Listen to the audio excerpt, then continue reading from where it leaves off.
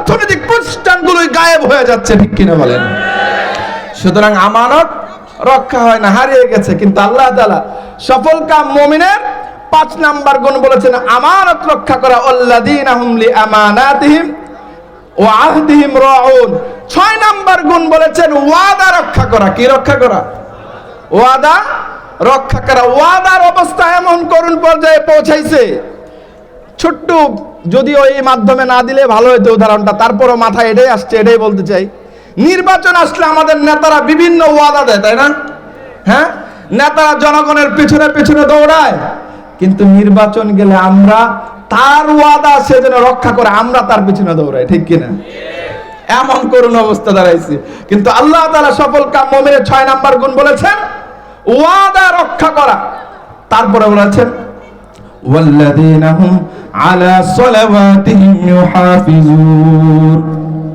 আল্লাহ তাআলা সফলকাম মুমিনের 7 নাম্বার গুণ বলেছেন তারা নামাজের প্রতি যত্নবান হবে, যথাসময় নামাজ আদায় করবে, ওয়াক্ত অনুযায়ী নামাজ আদায় করবে, সালাতগুলো যথাসময় আদায় করবে। কয়টা গুণ বলেছি? বলেন কয়টা? আরো জোরে বলেন, আরো জোরে বলেন। 1 নাম্বার গুণ কি? হ্যাঁ, খুশুখুজুর সাথে। এটা তো কানে দিয়া শুনেন, আর অন্য জায়গায় শুনেন। আমি যে যদি সাইসা হুজুরের সময়টা পাইতাম, আমি সময় পেয়েছি কিন্তু অনেক ব্যবস্থাপনার কারণে আমার সময়টা চলে গেছে।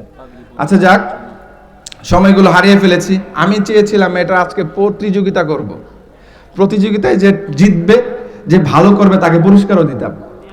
কিন্তু এইখানে এমন কেউ আছেন 60টা গুণ দাঁড়ায় বলতে পারবেন? একজন দাঁড়িয়ে বলতে পারবেন আমি যেগুলো বলছি? বলতে পারবেন? তার মানে একজনও শুনেন নাই। আমাদের ওয়াজটা আসলে এই জায়গায় থামছে। আসেন, শুনে বাসায় এখানে রেখেই চলে যান, ঠিক না? 60টা গুণ। 1 নাম্বার গুণ হলো খুশুখুজুর সাথে সালাত আদায় করা। 2 নাম্বার গুণ হলো অনর্থক কর্মকাণ্ড থেকে বিরত থাকা। 3 নাম্বার গুণ হলো যাকাত আদায় করা। 4 নাম্বার গুণ হলো নিজেদের লজ্জাস্থানকে হেফাজত করা। 5 নাম্বার গুণ হলো আমানত রক্ষা করা। 6 নাম্বার গুণ হলো ওয়াদা রক্ষা করা। 7 নাম্বার গুণ হলো ওয়াক্ত অনুযায়ী যথাসময় নামাজগুলো আদায় করা। ঠিক আছে? কয়টা গুণ? যদি এই 7টা গুণ আপনার আমার মধ্যে আসতে পারে, তাহলে আমরাই হব আল্লাহ রাব্বুল আলামিন যে ঘোষণা দিয়েছেন কদ আফলাহাল মুমিনুন, অবশ্যই মুমিনগণ সফলকাম হয়েছে। তাহলে আমরাও সেই সফলকাম মুমিনদের মধ্যে অন্তর্ভুক্ত হতে পারবো।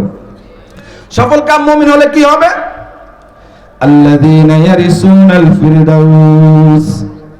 যারা সফলকাম মুমিন হবে তারা ফিরদাউসের উত্তরাধিকার লাভ করবে। কিসের উত্তরাধিকার? ফিরদাউস কি আপনাদের বাজারের নাম নাকি? আপনাদের এলাকার নাম? গ্রামের নাম? কোথাকার নাম এটা? জান্নাতের একটা মর্যাদাপূর্ণ জায়গার নাম, ঠিক কি না? আল্লাহ তাআলা বলেছেন আল্লাযীনা ইয়ারিসুনাল ফিরদাউস, ওরাই উত্তরাধিকার লাভ করবে। কিসের উত্তরাধিকার?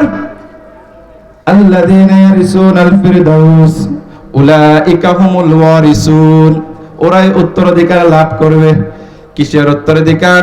আল্লাযীনা ইয়ারিসুনাল ফিরদাউস, ফিরদাউসের উত্তরাধিকার লাভ করবে। ফিরদাউসে গিয়ে কি হবে? হুম ফিহা খালিদুন, অনাদি অনন্তকাল ধরে তারা সেখানে বসবাস করবে। চিল্লায়া বলেন সুবহানাল্লাহ। এই যে 7টা গুণ, এগুলো যদি আমরা আমল করি অনেক কোটি কোটি টাকা খরচ করতে হবে। এটা জোরে বলেন। অনেক আমাদেরকে কষ্ট করতে হবে, মাসের পর মাস রোজা রাখতে হবে, তেমন কষ্টই করতে হবে না। আমরা এগুলো করেই থাকি, চাইলেই পরিবর্তন সম্ভব, ঠিক কিনা? আর এই পরিবর্তন যদি হয়ে যায়, শুরুতে আমি বলেছিলাম মুসলমানদের সংখ্যা 200 কোটি হয়েছে।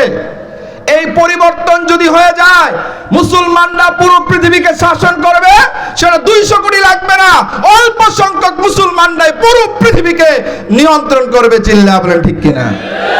সেই যোগ্যতা অর্জন করবে। আল্লাহ তাআলা আমাদেরকে সেই যোগ্যতা অর্জন করার তৌফিক দান করুন। আর জোরে বলেন আমিন। ওয়া আখিরু দাওয়ানা আলহামদুলিল্লাহি রাব্বিল আলামিন। আসসালামু আলাইকুম। সঙ্গীতের সম্রাট আছে কিন্তু।